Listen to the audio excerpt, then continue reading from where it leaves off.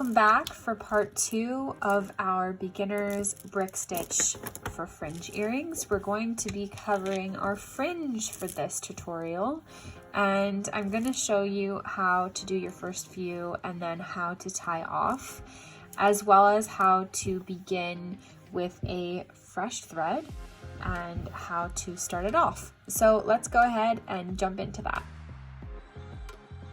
I'm going to start with a brand new thread so that you can see how you can add a thread, and this is what you would do if you run out of thread midway through your fringe or if you are starting fresh just like I am.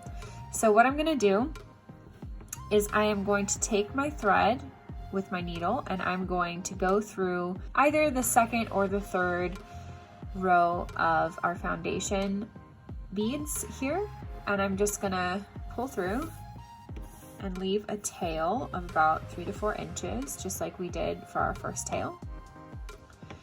And what I'm going to do now is I'm going to weave through one of these beads that's in our brick stitch, just like this.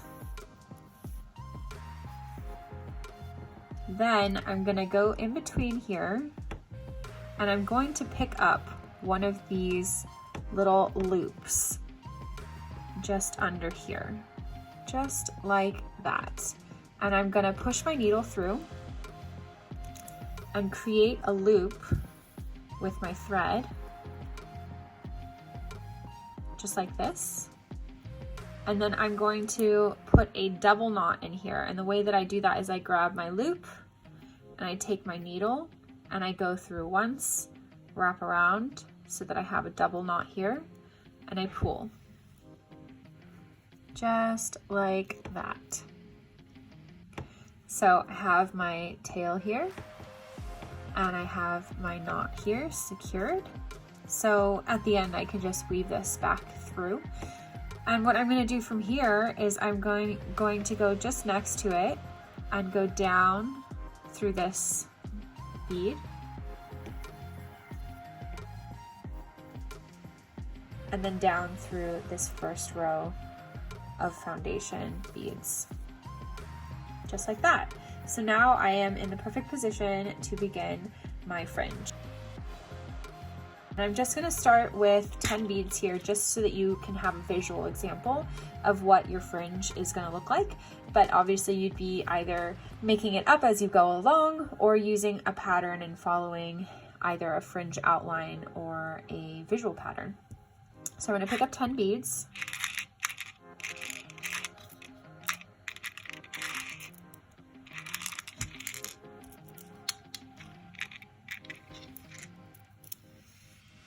And then what I'm going to do is I'm going to move my beads to my work, so it meets my work here. And I'm going to skip this last bead, and I'm going to go through all of my beads with my needle back up and back through my foundation beads here. And by skipping this last bead, you're actually going to create a loop that keeps the string from undoing itself. So I'll show you what that looks like here. So I take my work, I skip the last bead, I weave through all the beads here, and I continue up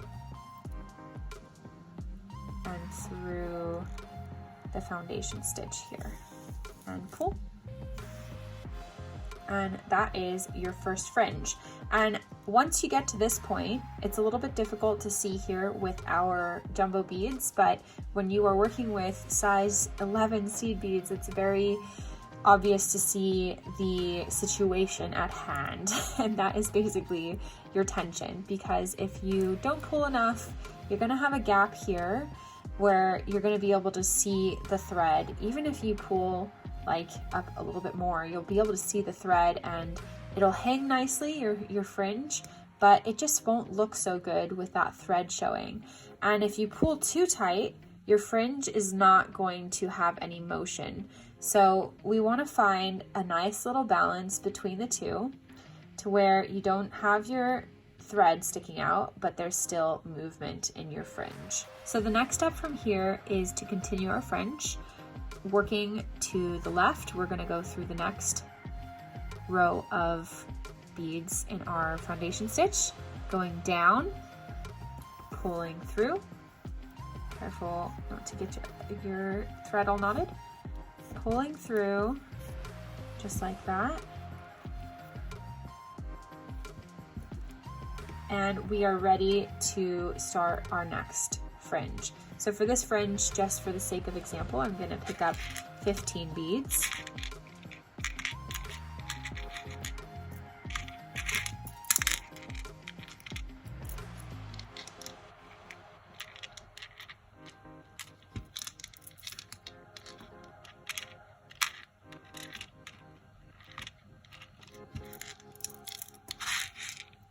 Just like the other row, I'm just going to pull my work to the top here. And I'm going to do the very same thing. I'm going to skip this last bead and I'm going to weave through all my beads all the way up through my foundation. So taking my work, I'm going to skip the last bead, weave through here, pull, continue working my way up, pull through, and through my foundation stitch here.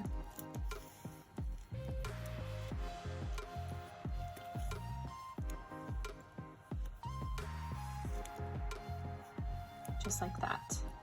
And you're going to adjust your tension, making sure that you've got movement in your fringes.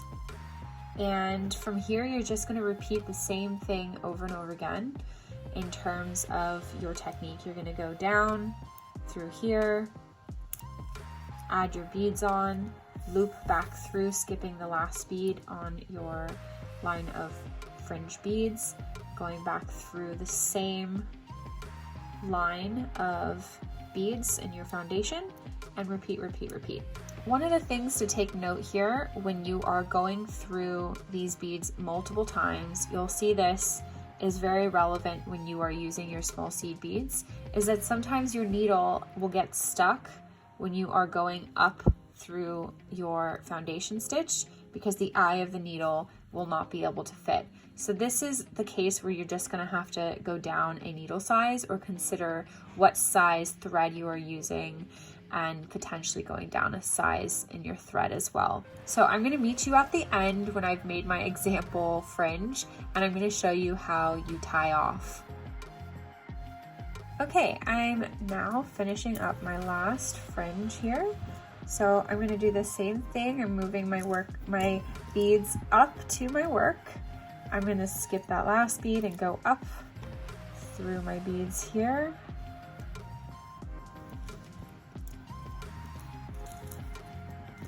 And up through that last row of foundation beads.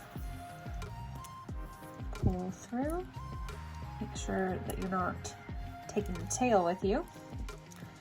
And then from here, you are going to secure your thread so that it's not creating any slack in your fringe. But before you do that, this is the step where you want to adjust your fringe. I'm laughing a little bit inside because it's just so hilarious to see such a huge fringe like this. So what you want to do, it's like a giant earring for like a big stuffed bear or something. So you're gonna just adjust here, kind of moving your way over. So you want to take this slack and move it all the way over so that you can then take up all the rest of that slack with this thread here. But again, not pulling so tight that your fringe is not having movement. So this is quite lovely fringe that we've got going here. So from here, I'm gonna take my needle and I'm gonna go from back to front through this section right here. And it's basically just gonna loop around the threads that are moving through here. And I'm gonna create a loop right here. And I'm going to do that same technique of tying a double knot. I'm just going to twist my needle around the thread twice and pull through. So just like that. Okay. And then we're just going to weave this through so that we can hide it and secure it a little bit more. And the way I like to do that is moving my needle up maybe 2 more beads on the side here, pulling through, putting my needle through this next bead, down through that,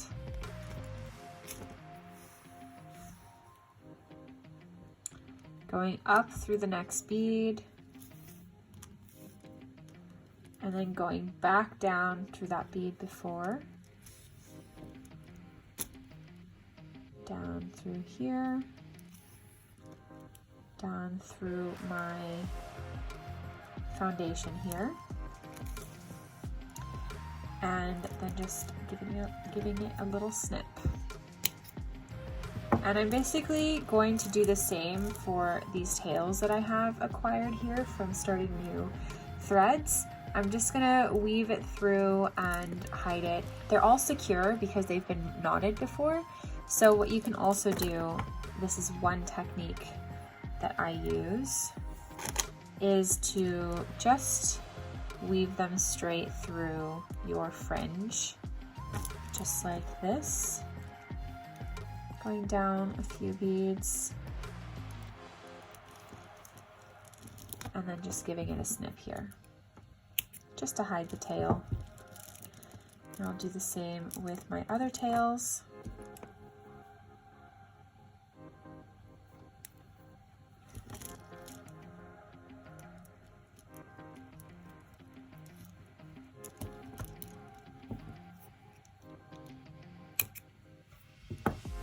Last one.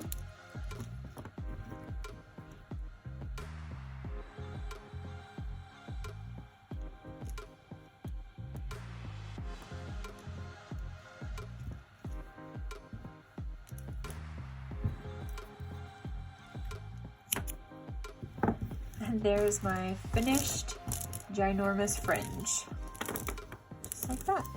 So now that you have completed your brick stitch fringe practice with jumbo beads, or pony beads as they're called, you can also practice this over and over again with different sized beads, moving down to a size 6 seed bead, which is a little bit on the larger side for seed beads, and then working your way down to size 11s, because size 11s are really small, and having the technique down before you add in the difficulty of the tiny beads is just going to make it a lot more smooth of a transition. So if you have any questions or any tutorial requests, definitely leave them in the comments below, and share this video with anybody you think would like to make their own fringe earrings. I've had some people say that this is a great way to teach children, and even one of my viewers is going to be teaching her sixth graders, I believe, how to do this. So that's really cool, and I would love to see what your creations look like at the end. So definitely tag me if you make one of these jumbo little fringe things, and I'll see you in the next tutorial.